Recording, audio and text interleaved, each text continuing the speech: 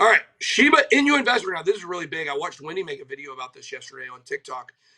Shiba investor who turned 8K into $5.7 billion starts moving SHIB tokens. Now, there are many people who believe previous to yesterday that this was a Satoshi situation.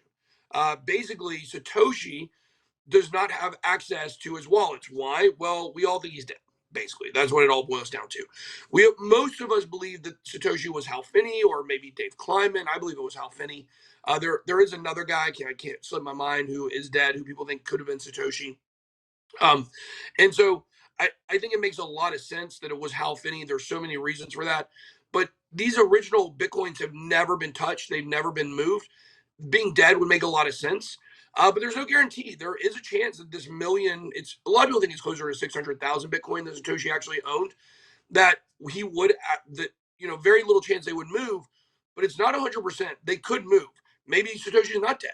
And maybe they will move one day, and that would kind of wreck the market for a temporary, amount of time.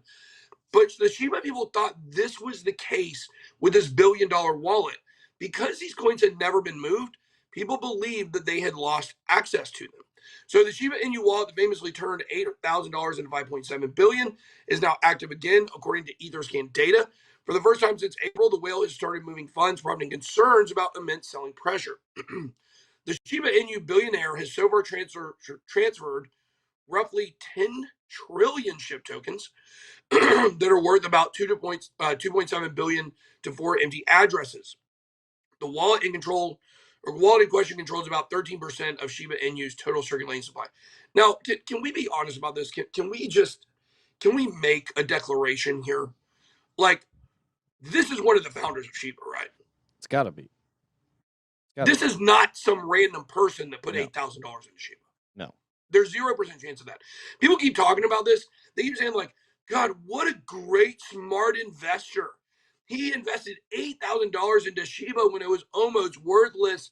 And wow, like, look how much money make. Anybody can do that.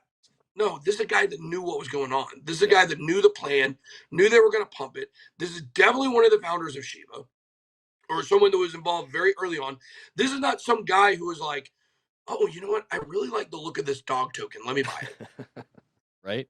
But that's what people believe, actually, which is asinine, as 10, as 11. The investors started buying SHIB tokens back in April 2020 and managed to turn it into a multi-billion fortune in only 19 months. Shiba Inu tokens soared 825% in October. It managed to surpass Dogecoin, which is still crazy.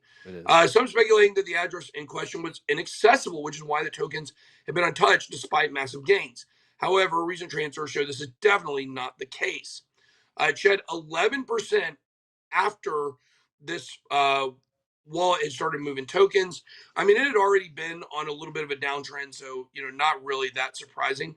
But Wendy was basically warning people, like, if you're investing in Shiba, you need to take profits right now because this guy could wreck the entire Shiba market. Yep. That's all it would take. And that's what people forget. This is kind of what we talk. Yeah, that's what I was going to say. That's what people don't keep in mind sometimes. When the supply is so centralized with such a few amount of wallets, it takes in this case, one guy could move the whole market. But realistically, there's a small group of people that probably talk to each other and can coordinate to dump the whole thing whenever they want, basically. Well, the one thing to keep in mind is this guy does not actually have $5.7 billion. Right. There's not enough liquidity in Shiba for him to be able to sell all that. No. So, I mean, really, if you don't have enough liquidity to sell, it's like some guy that shows you a wallet. It's like I saw some video on TikTok of somebody who had sent, I think it was Joshua Jake. Somebody had sent him something where, so it was like, look at my friend's wallet. And he had like $250 trillion in his wallet. Wow. It was on the Coinbase wallet because it was basically some token with a fake price. Mm-hmm. Like we've seen this happen before where people show these gigantic wallets.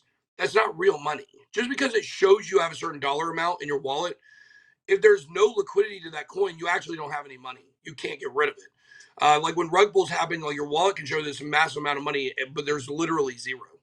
But here's what I would tell people is we have warned people about, these certain meme coins and about Shiba and some of this other stuff. I've never called Shiba a scam. I definitely SafeMoon is a scam. for sure. I've never called Shiba a scam. I just said there are a lot of really concerning things. I don't like the way that they market it in the beginning. And when it comes to the price, or when it comes to the actual token, it doesn't really do anything. But if they are coming out with Shiba Swap, that they can actually have some development, then I can change my mind on that, on all that stuff. But where you have to be careful is when you have these gigantic whale wallets that can dump the market. But I would say if you look at a lot of coins, it's actually not that different. If you look at Ethereum, I think it's 13% of the total supply is held in like the top 100 addresses, something like that.